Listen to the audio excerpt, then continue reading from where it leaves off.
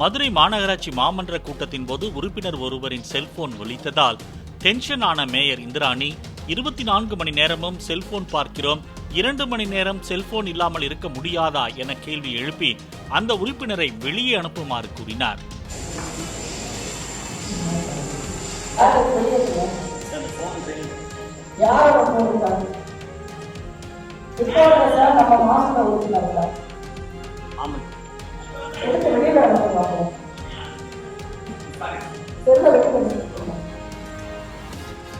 ஒரு டிசிப்ளின் மாவட்ட கூட்டம் மாதத்துக்கு ஒன்றாக நான் மாவட்ட கூட்டம் நடத்துறேன்.